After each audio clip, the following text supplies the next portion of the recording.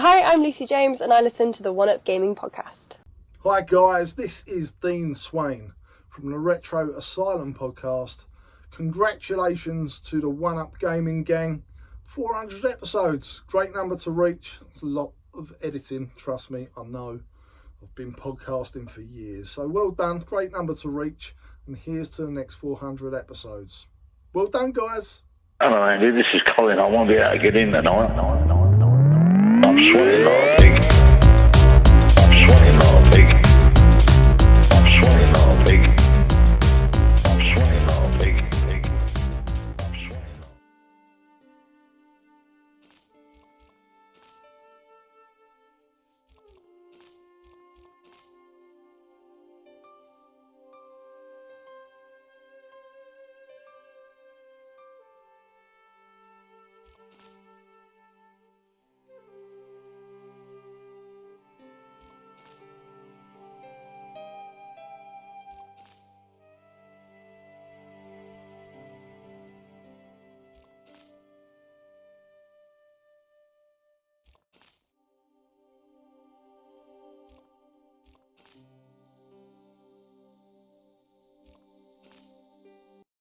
Paris in the fall, the last months of the year and the end of the millennium. The city holds many memories for me, of cafes, of music, of love, and of death.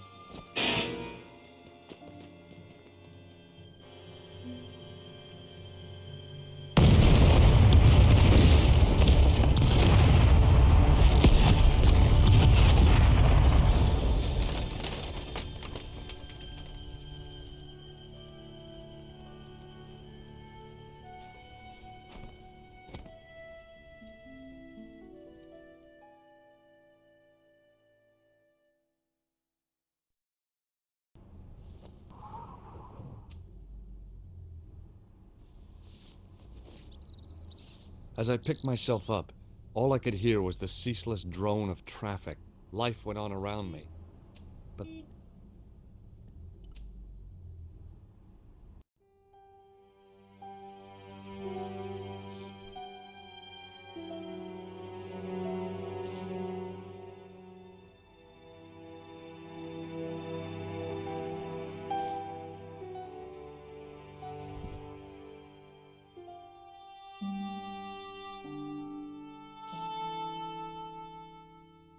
oh, my head.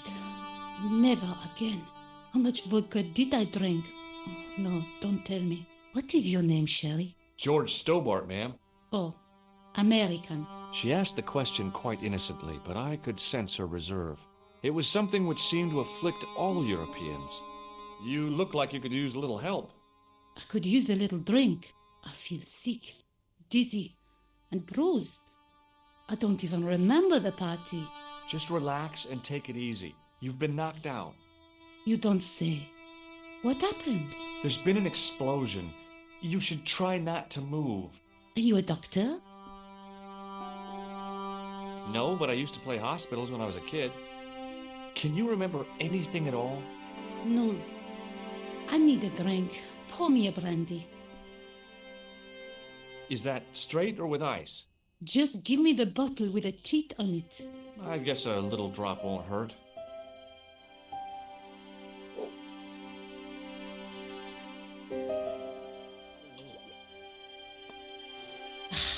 That's better. She knocked back the brandy as if it was water. I was glad I wasn't picking up the check. What about the old man? Is he dead? I think he might be. I've never seen a real-life corpse before, except for Grandmaman. That was different. She was family. Has he gone stiff? I shouldn't think so. He's only been dead a few minutes. Did you know the old man? No, monsieur. I never saw him before. Do you remember what happened when the clown entered? I remember that all about tune he played all right. It was like a funeral dirge. I'd never liked accordion music either. Stay here, mademoiselle. I'm going to look around for evidence.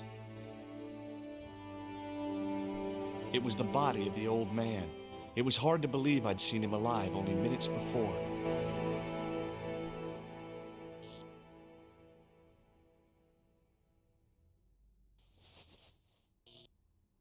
I tried not to meet his stare as I searched the dead man's pockets.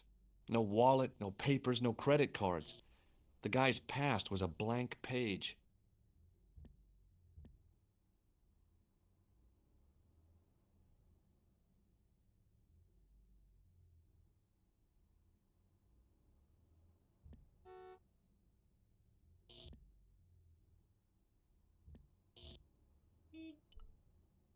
The sight of the dead guy's staring eyes turned my knees to jelly.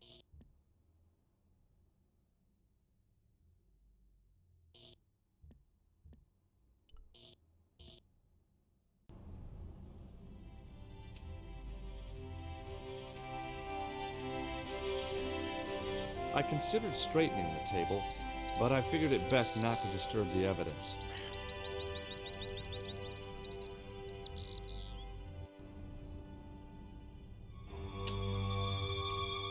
Freeze! Hold it, right there. Oh, don't shoot. I'm innocent. I'm an American. Can't make up your mind, huh? I demand to see the American consul. Drop your weapons and get down on the ground. Put that thing away, Sergeant Mou. I apologize, monsieur, but I cannot permit you to leave. Am I under arrest? Ah, no, I would simply like to ask you some questions. En avant, to the café, marche.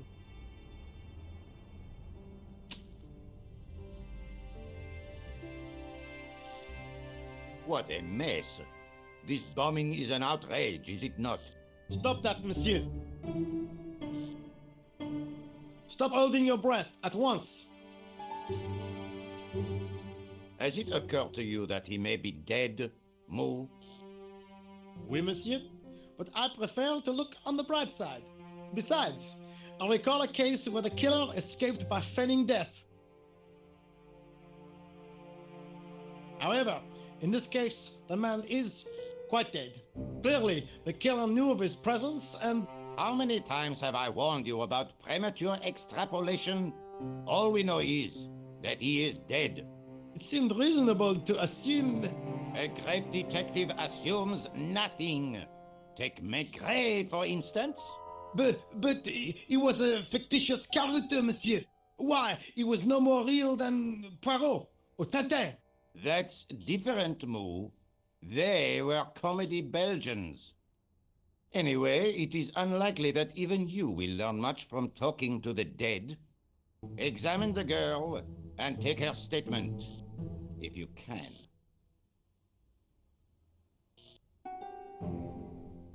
I doubt if she is in a fit state for questioning, monsieur. It smells to me as if she has been drinking. As I feared, we have stumbled upon a den of iniquity, Moo. Leave her to me, sir. I am used to handling drunken women. I do not doubt that for one moment. Et maintenant, to business.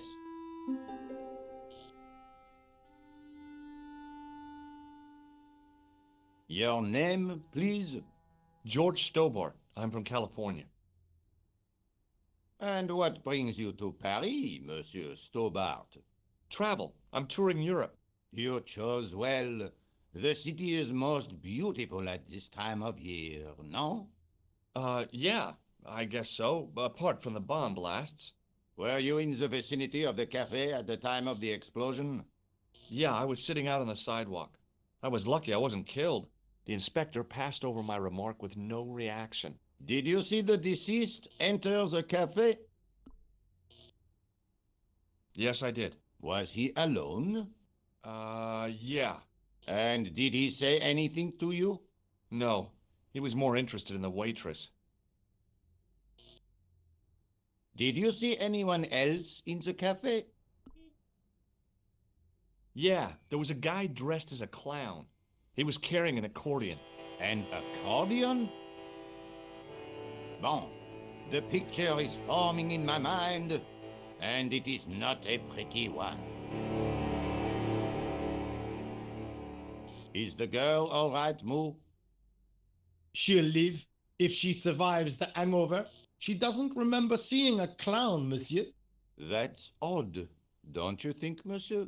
Who am I to believe, I wonder? Eh bien, I have heard enough. What do you mean? I am satisfied that you know nothing. You may leave. I hope this little incident does not spoil the rest of your vacation. What about my personal safety? Can't you at least give me some advice? What can I say? Stay alert and look out for suspicious characters. And don't cross the road until the little man shows green. Great advice. I honestly believe you are in no danger, monsieur.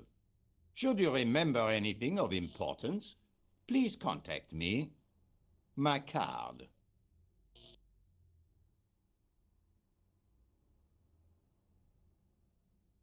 Thanks. That is all. You may go. There's not much to go on, monsieur. On the surface, no. But what lurks inside the subconscious? If the door can only be opened. Are you serious, monsieur? I thought your interest in psychic detection was purely academic. Academic? You are about to witness a scientific breakthrough.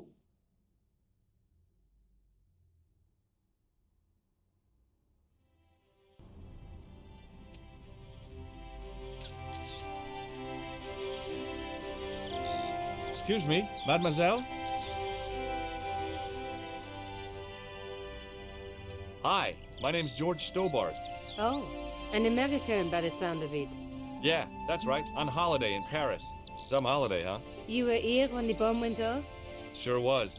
Sat right out front of the cafe. Did you notice a middle-aged man, maybe 60, with an hat and overcoat? I couldn't believe it. She hadn't even asked how I was feeling. Yeah, he went inside just before the bomb exploded. You weren't related to him, were you? Oh no, nothing like that.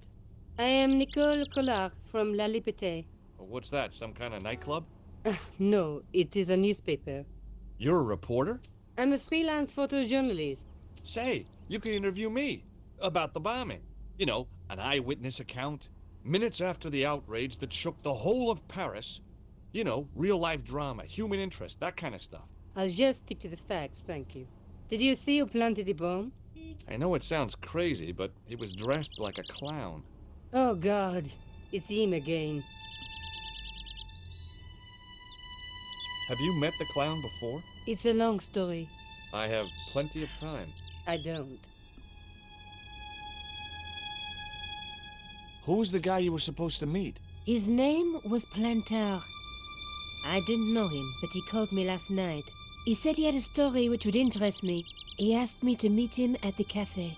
I guess I'll never know what he wanted to tell me. Not unless you have Rosso's gift for psychic interrogation. Look, the inspector gave me his card. Rosso! You know him?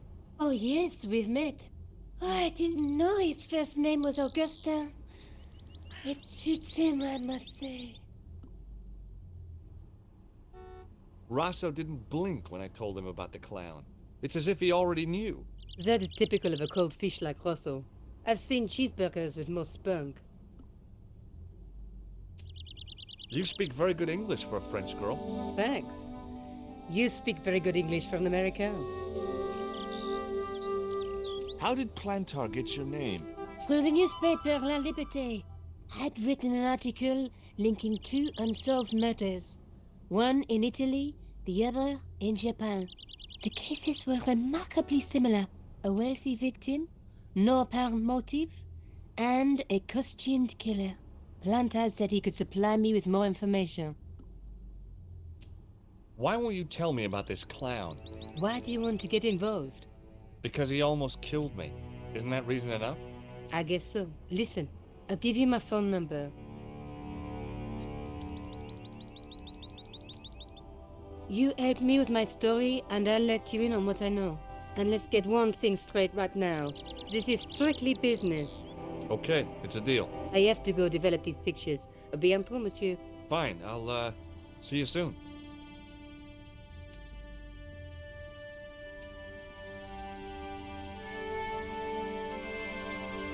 The sergeant was a scrawny man in his 50s who resembled a constipated chicken. The umbrella had protected me from the bomb blast, but it was of no use to me now.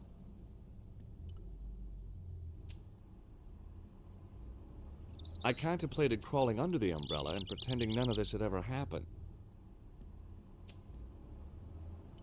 Wrapped around the lamppost was a newspaper.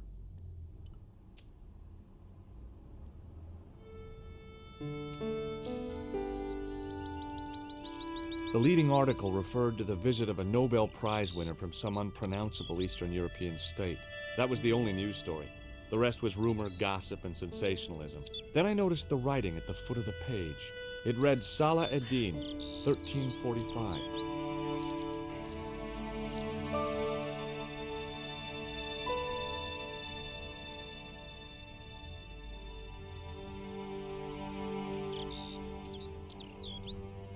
The table had been overturned by the explosion.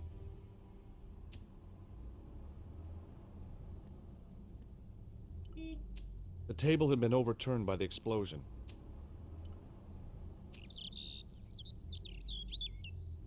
I considered straightening the table, but I figured it best not to disturb the evidence.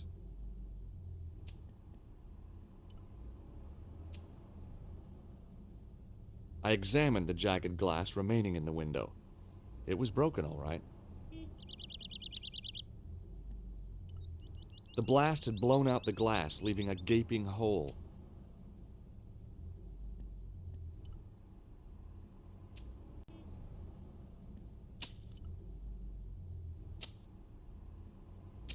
Hi, can you spare a few minutes?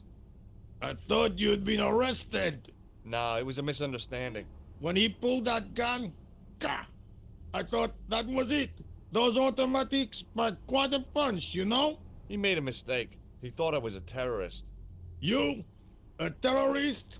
Ha! He was only doing his duty, I guess.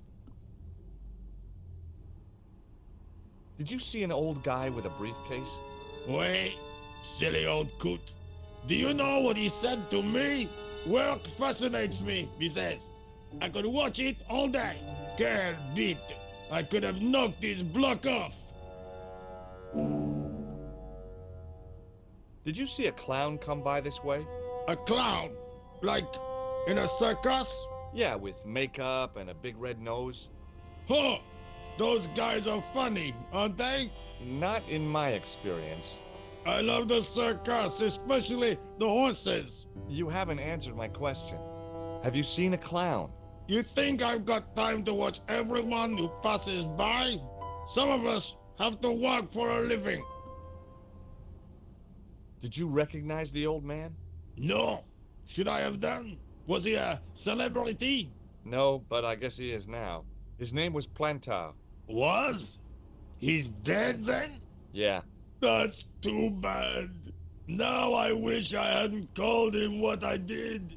If only I could turn back the clock. If only I'd been more tolerant. Regret and remorse are strange emotions. They really bring out the hammiest actors in people. Look, I know you're busy, but surely you'd have noticed a clown.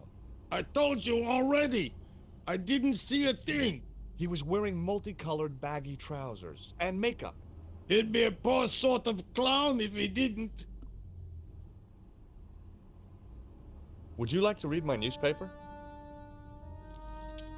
I haven't got time to read that. Can't you see I'm busy? You could read it on your lunch break. 10 minutes is all I get. And if my boss had his way, I wouldn't get that. He'd have me on a drip, so I didn't have to stop to eat. Oh, take the newspaper and quit complaining.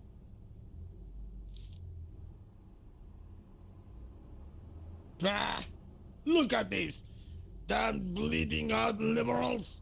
Tcha! Save the dolphins. Catch them and eat them, I say. All that fuss over a bunch of fish. Nah, that's more like it. Look at the size of those. Like champagne bottle corks, no? Ah, what's this? Saladin running in the Prix de l'Arc de Triomphe. It's a racehorse? A horse? A legend. Bucephalus reborn, mon ami. Like a streak of lightning she is.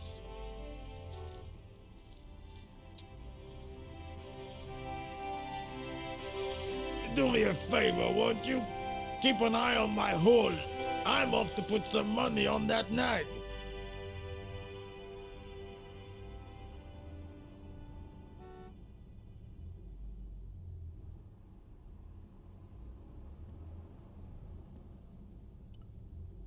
It was a huge and weighty-looking engineer's telephone.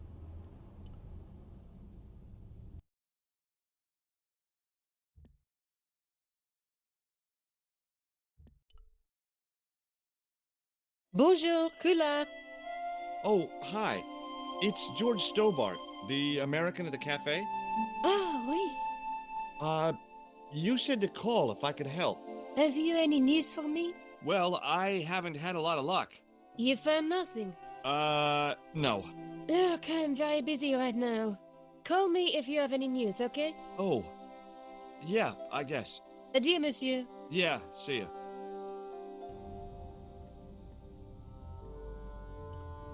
It was a battered metal toolbox.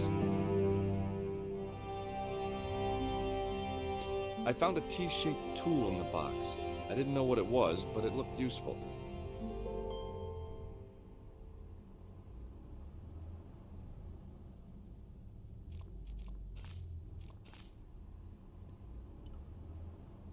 The toolbox didn't contain anything else I needed.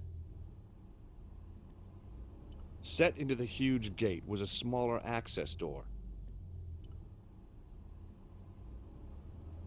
The door was securely locked.